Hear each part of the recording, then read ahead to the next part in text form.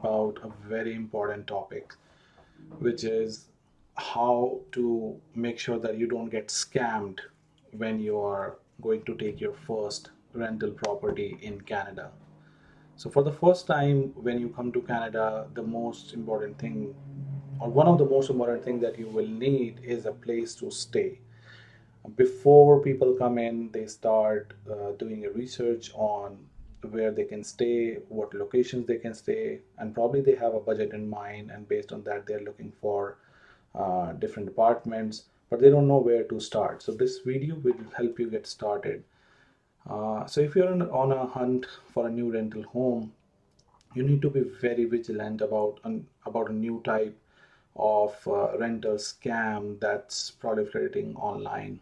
Fraudsters are finding new ways to trick the would-be tenants, especially the people who are coming new to Canada, people who are coming from Ukraine, people who are coming on permanent residency for the first time. They're falling into different phony online ads, and they're getting scammed a lot of it.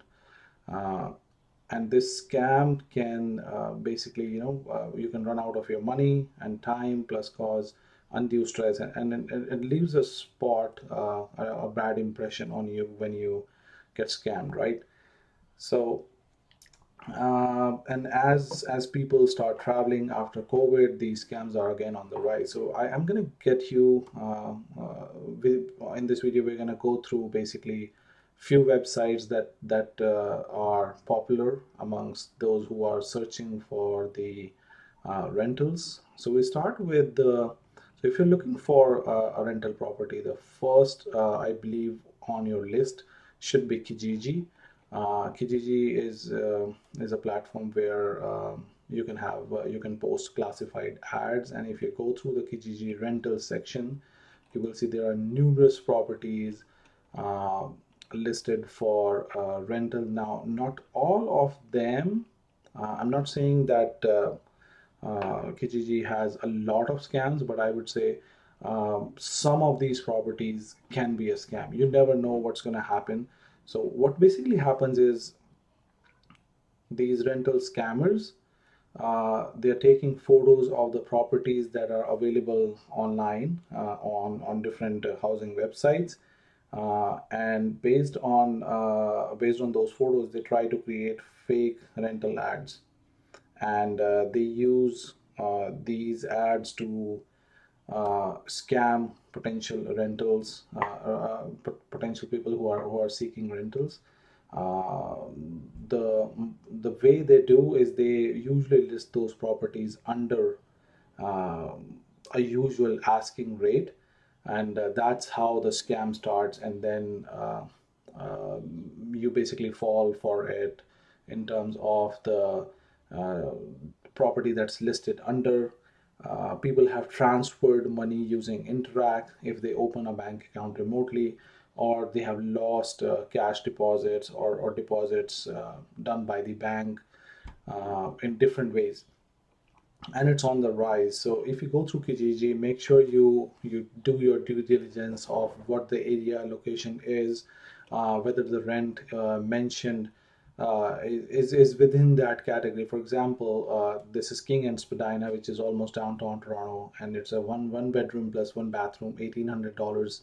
Seems reasonable, but let's say if you see this listed at $1,300, I would assume that it's a scam.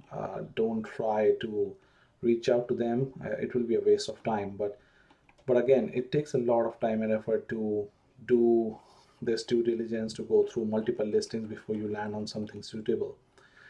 Uh, the next I would say is if you go on the Facebook Marketplace, it has its rental section where you can go through multiple rental properties, and you can use Facebook Marketplace to basically go through the listings, understand what that listing entails, and make sure you go through the profile of the person who has posted. How new is that profile, or how scammy is that profile looking to you, and based on that, take your decision before deciding to pursue anything. Another trusted platform is viewit.ca. Lots of properties for rentals posted here. It's one of the trusted ones.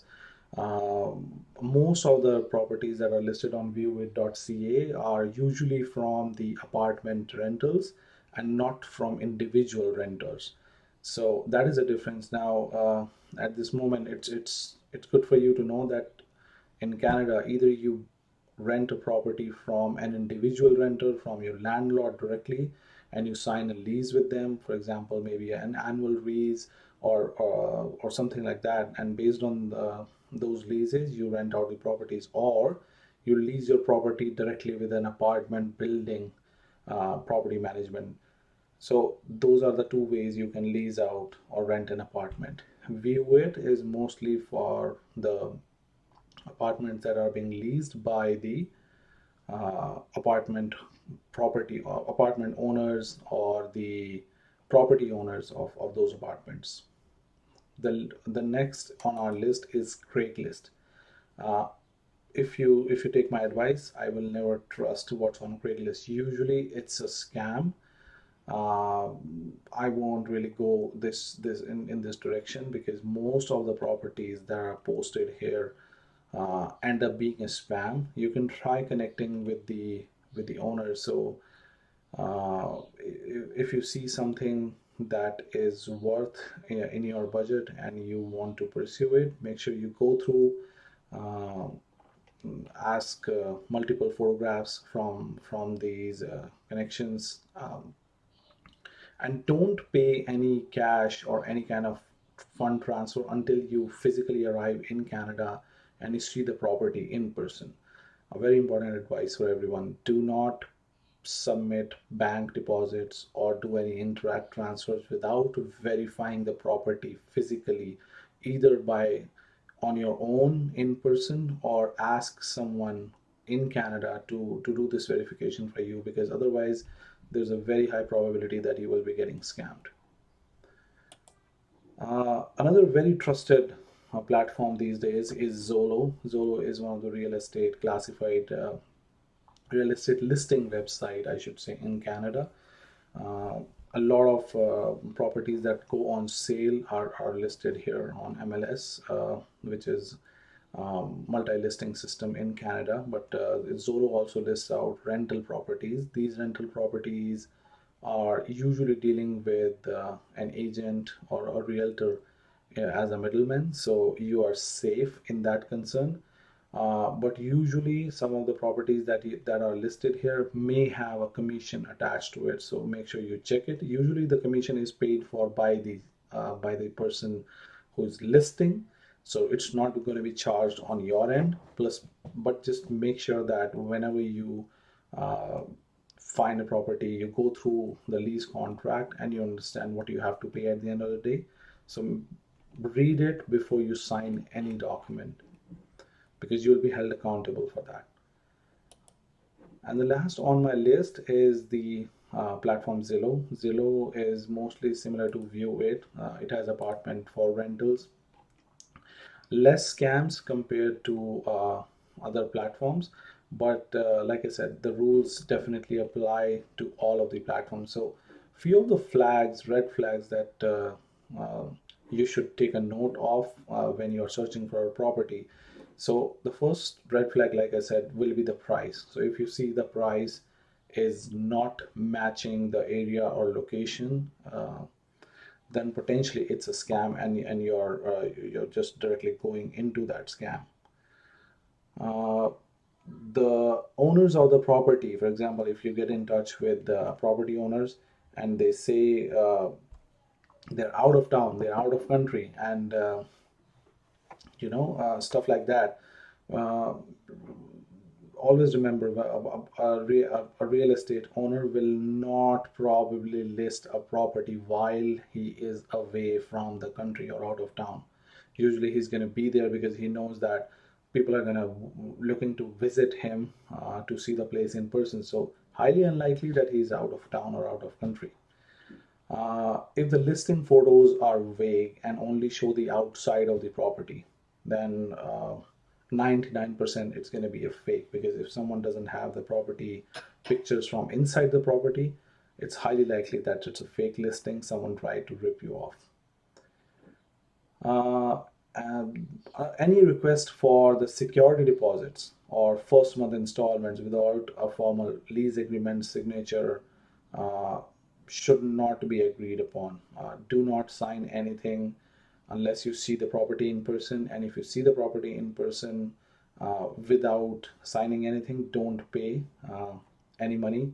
Make sure it's not handled in cash. It goes by a legal way, maybe a check or something like that, because you must understand, if you do an Interact transfer and it goes to anyone, you cannot withdraw or retract that Interact transfer. Once that payment goes out of your account, that amount is gone. So make sure you do not send Interact transfers to people you don't trust.